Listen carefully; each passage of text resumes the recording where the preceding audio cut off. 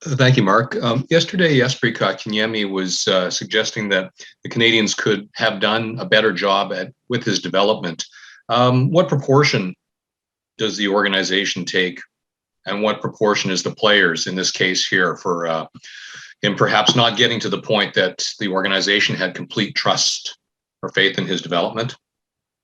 Well, it's a tricky, John. That's a tricky question. I mean, KK could only answer that from his point of view, but for us, we give the same tools to every players in our organization to reach their full potential. Some do, some don't. Some take longer than others.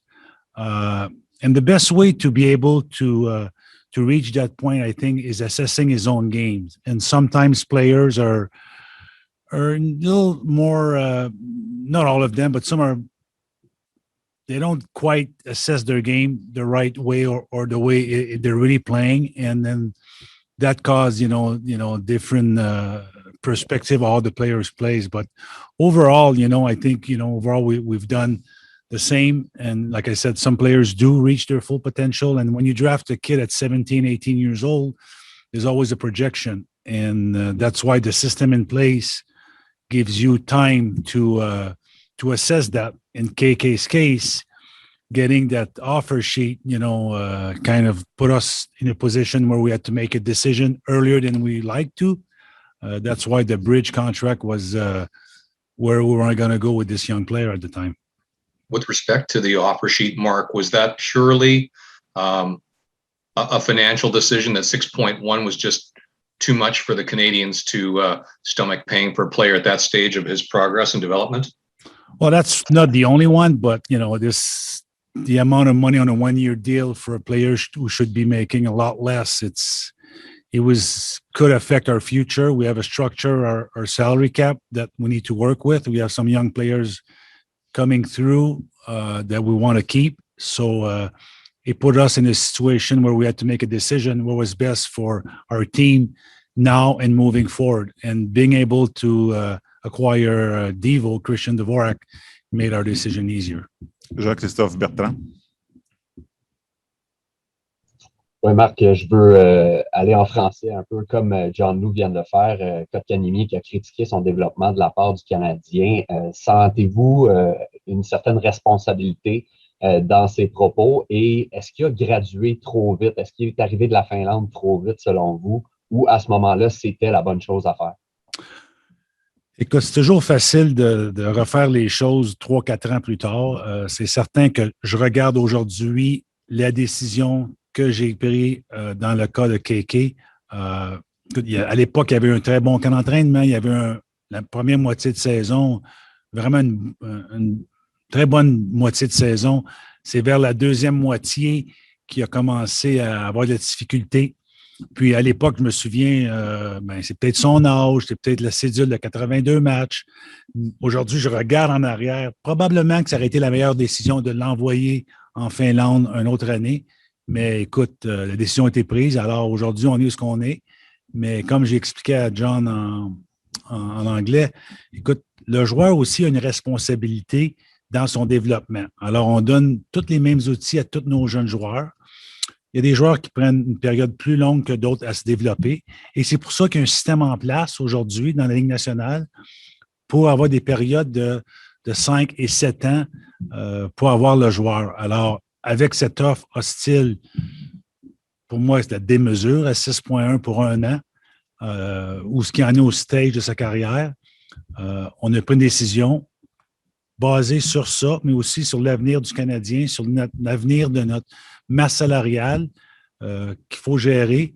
Et on a des bons joueurs qui poussent. Alors, il faut être prudent, il faut faire les bonnes choses comme gestionnaire. Alors, la décision a été prise et surtout avec l'atout qu'on a été capable d'amener Christian Dvorak avec l'équipe, qu'on aime bien, que c'est un joueur de centre établi, seulement 25 ans. Alors, on est confiant puis on aime ce qu'on était capable de faire samedi. Jean-François Chaumont. Salut Marc. Tu viens de parler de 6,1 millions, tu as utilisé le mot démesure. Je pose la question pas juste au GM, mais à l'ancien joueur de hockey. Le hockey, le sport reste hiérarchique. Crois-tu que si tu égalais l'offre et que tu donnais un contrat de 6,1 à KK, le jour où il rentre dans le vestiaire, est-ce que ça devient difficile aussi à gérer avec les coéquipiers qui le regardent peut-être en disant mais on saute des étapes avec lui, il obtient trop d'argent trop rapidement. À quoi ressemblait la dynamique à l'intérieur de l'équipe? Ben écoute, ça pourrait l'affecter. Puis ça, seulement les joueurs de l'équipe en ce moment pourraient répondre à ta question. Mais aussi avec un contrat à 6,1 pour un an au stage de sa carrière et de son développement.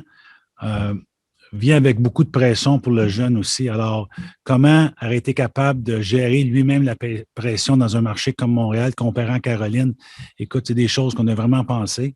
Puis, encore là, Jeff, à la fin de la journée, on a vraiment aimé l'acquisition de Christian Dvorak, qu'on a été capable, avec un des choix, d'aller chercher ce jeune joueur de centre pour nous, pour aider l'organisation pour plusieurs années, alors que lui est signé à notre point de vue, à nous, un bon cap salarial qui va vraiment rentrer bien dans la structure de l'organisation. Si c'est possible, Marc, je recule de quelques jours avec toi. Quand tu vois la proposition hostile des Hurricanes à Kotkaniemi, c'est quoi ta première réaction? T'es pas surpris que ce soit la Caroline? T'es furieux? Qu'est-ce qui te vient à l'esprit au départ? Écoute, surpris, non. De l'offre même, la façon qui a été structurée, oui, mais encore là, ça appartient à la Caroline. Écoute, quand moi, je suis responsable avec les connaissances que j'ai en ce moment de l'équipe, puis la vision dans la direction qu'on s'en va, prendre la meilleure décision. Alors, les émotions sont mises de côté. Il n'y a aucune, pour moi, je ne peux pas rentrer dans, bon, est-ce que je suis furieux, je l'en veux, c'est une revanche. Tout ça est mis de côté, puis c'est réfléchir, tu as 16 jours pour prendre la meilleure décision pour l'organisation, de décider si tu vas le matcher ou de décider de voir avec les assets qui vont revenir en retour, si je ne le matche pas, quelque chose que je pourrais faire qui pourrait aider l'équipe. Alors, avec tout ça, vous avez vu les résultats. On est allé chercher Christian Dvorak. C'est un joueur qu'on regardait depuis un bout de temps. Puis, je suis convaincu et je pense qu'il y a des preuves qui le disent qu'il y avait plusieurs équipes qui essayaient de faire l'acquisition de Christian Dvorak. Alors, on est fiers de l'avoir ici à Montréal avec nous. Guillaume Lefrançois. Oui, salut Marc. Don Waddell a dit qu'il avait, avant de déposer l'offre hostile, qu'il avait essayé de faire une offre, qu'il avait essayé de concocter une transaction pour aller chercher Kotkaniemi. Est-ce que tu peux nous en dire plus un peu là-dessus? Puis est-ce que tu es plus satisfait du retour que tu as avec l'offre hostile que ce qu'il t'offrait comme retour dans les négociations? Bien, définitivement. C'est pour ça qu'on a pris la décision de ne pas faire l'échange avant. On a eu des discussions. Puis pour nous, la valeur d'une possibilité d'en retour d'une offre hostile valait plus qu'on se faisait offrir. Alors, on a pris la décision de ne pas faire d'échange avant de recevoir l'offre hostile. OK, parfait. Sur un autre sujet, la semaine dernière, la Ligue de l'Ontario a annoncé la suspension de Logan Mailloux. Est-ce que c'est quelque chose, est-ce que c'est une possibilité dont vous étiez conscient au moment où vous l'avez repêché? Puis est-ce que ça remet en question la pertinence de ce choix-là, sachant qu'il va perdre une demi-saison de développement minimum? Non, écoute, il y avait toujours une possibilité. Puis aujourd'hui, le processus a déjà commencé pour lui, même avant qu'on le repêche, pour le plan en marche, puis qu'on va dévoiler d'ici une semaine probablement. Puis il va rester avec les Knights de London, puis il va s'entraîner, puis il va être dans l'environnement le mieux pour lui, pour progresser dans son cheminement. Alors, on s'attend qu'il soit au retour en janvier, en une période, je ne sais pas exactement les dates, là, mais dans ce coin-là. Jonathan Bernier.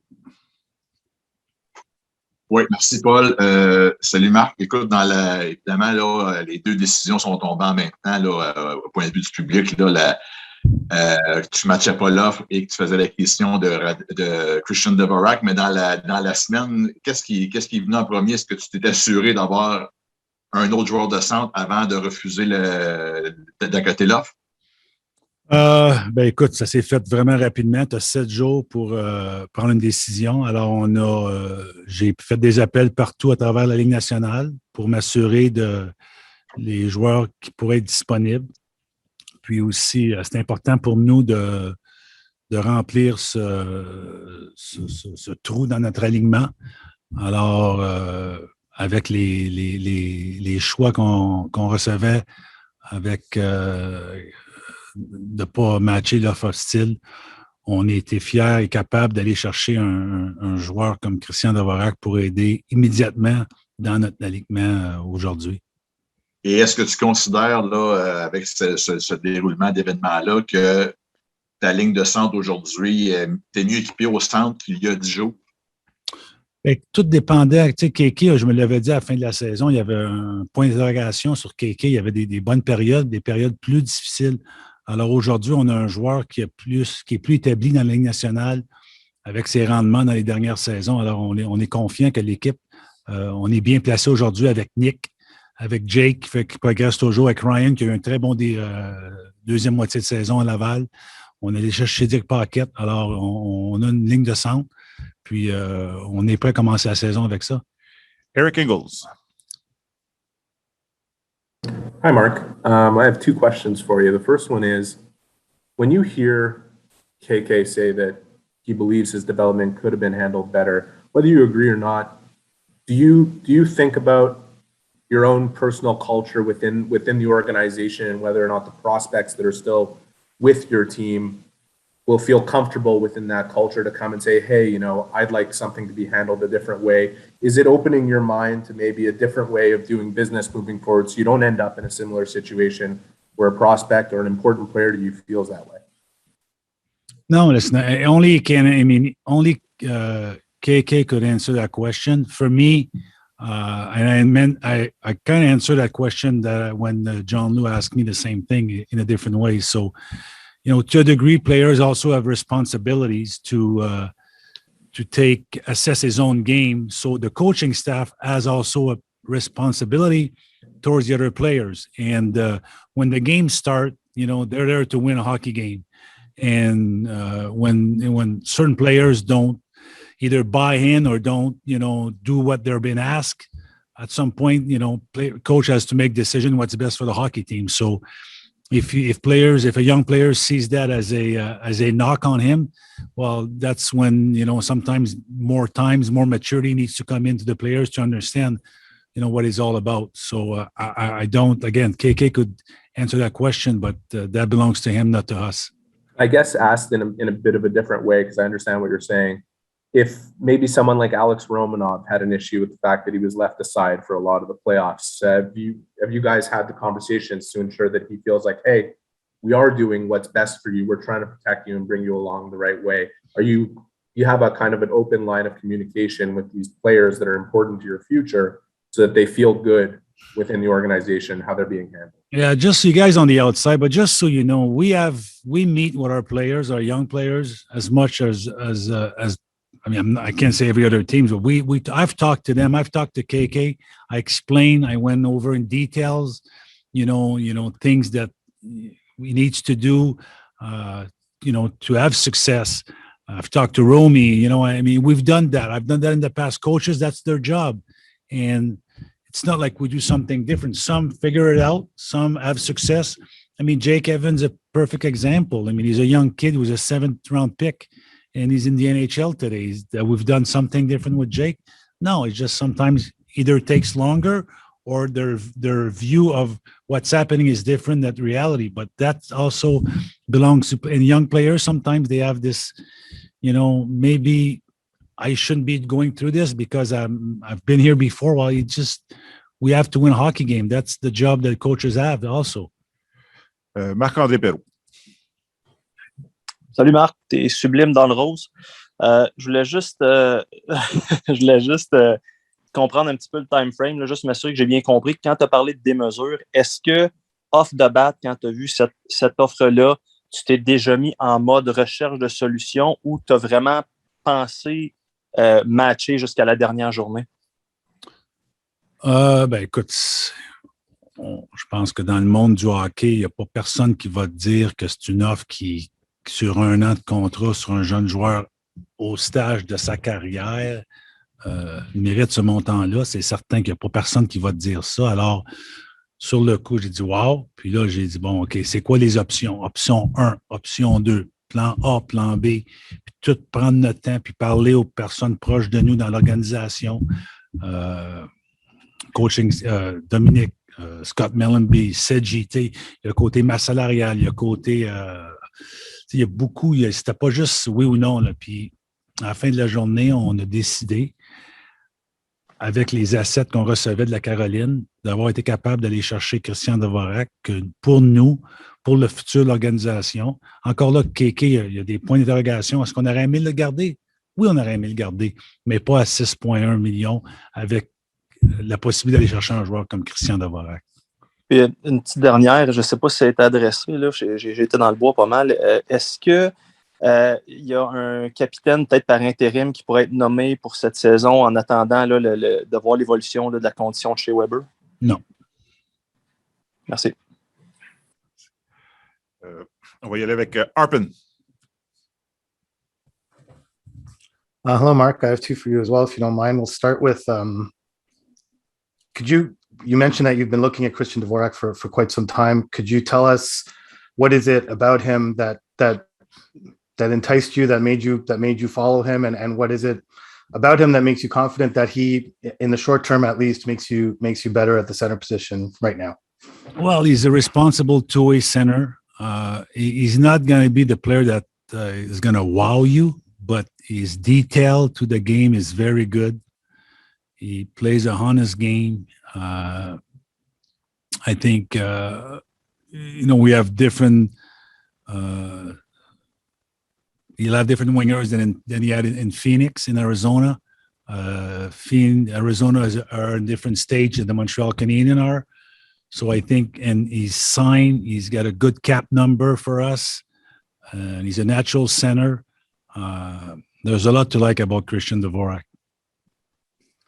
And secondly, just to go back on what you said about the decision to bring Kotkaniemi up at 18, and I'm not questioning it right now, but seeing as you're maybe looking back and saying, okay, maybe we would have done that differently. We saw with Nick, you sent him back to junior for a year before bringing him up. Cole, you sent him back to college for a year before bringing him up. Is that a lesson that you think you've learned from this experience that maybe you want to avoid in the future, and that it'll sort of govern the decisions you make on prospects coming out of training camp?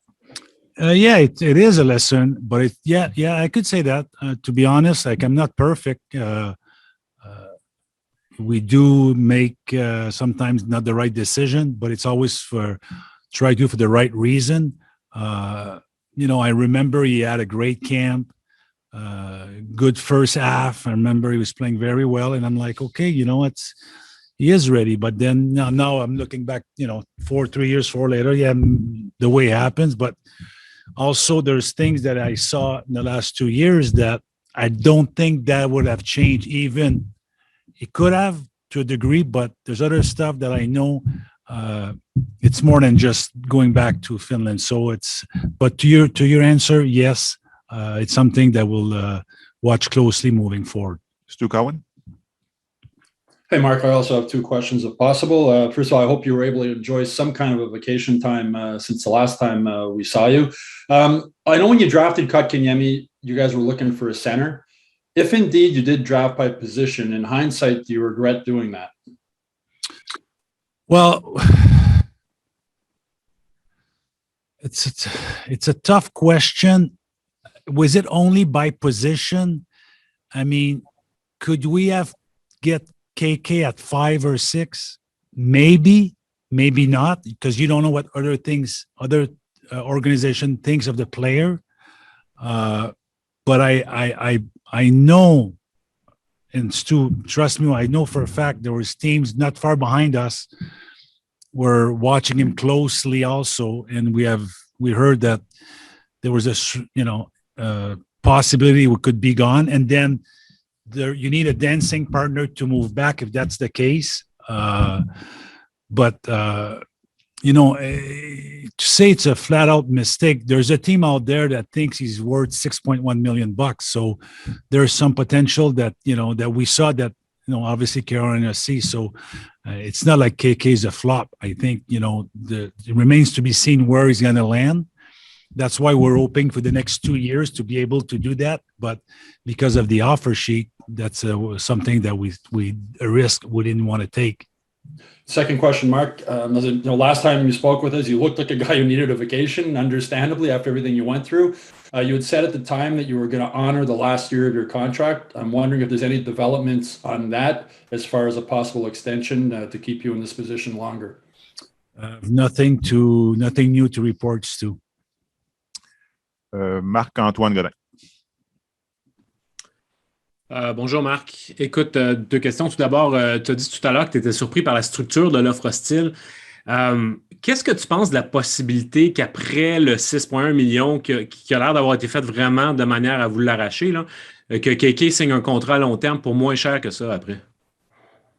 Dans la convention collective, c'est une chose qui est illégale. Alors, je suis convaincu que si c'est le cas, que la Ligue va regarder de près que c'est une chose qui ne s'est pas produite d'avance et non seulement, mais qui s'est faite durant le mois de janvier. Je pense que c'est le 1er janvier, la date qu'ils sont capables de l'extensionner. OK. Par ailleurs, est-ce que c'est ton plan ou ton souhait d'ici le camp d'entraînement de pouvoir procéder à un autre changement de personnel, signature de contrat ou encore une autre transaction où tu penses arriver au camp avec l'équipe que tu as en ce moment? Tout est possible. Là. Je te dirais qu'au moment qu'on se parle aujourd'hui, c'est vraiment un statu quo, mais d'ici 2 semaines, possiblement, mais c'est possible, mais je te dirais plus non que oui. Mais on ne sait jamais. Je sais que vous aimez les surprises. Alors. On va y aller avec Simon Olivier. Salut Marc. L'été, en fait, pas nécessairement l'été, mais la saison morte qu'on vient de vivre, ou que tu viens de vivre surtout, a été tout sauf banal. Carey Price va protéger au repêchage d'expansion, la tempête Logan Mailloux, Shea Weber qui annonce que je ne jouera peut-être plus au hockey, KK qui s'en va le hostile. Comment tu as vécu? Comment tu qualifierais cette saison morte-là qui s'achève?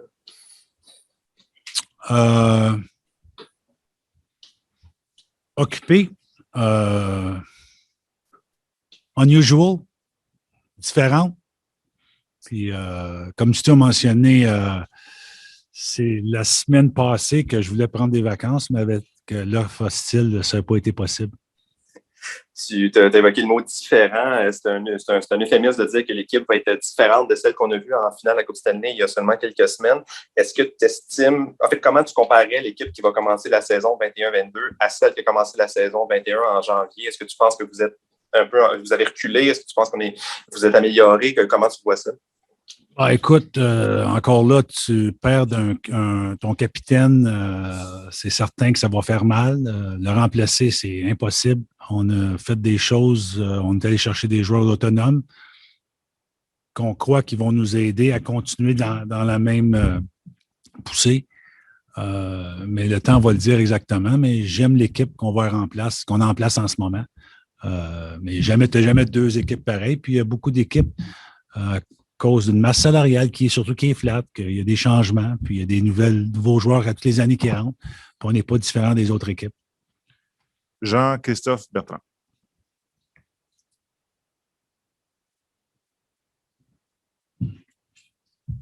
Oui, Marc, je veux qu'on revienne à Christian Dvorak, qui avait un rôle assez similaire à celui de Philippe Danault.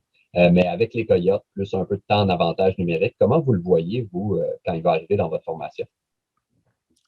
Et moi, je vois un joueur qui est capable de jouer sur l'avantage numérique, sur le désavantage numérique, qui a succès sur les mises au jeu, qui est responsable des 200 pieds de la patinoire. Alors, encore là, Dominique va rentrer dans les détails, comment lui va l'utiliser, mais on a déjà parlé. Puis je te dirais, dans l'ensemble, c'est un joueur qui va avoir un rôle très important au sein de l'organisation comme joueur de centre.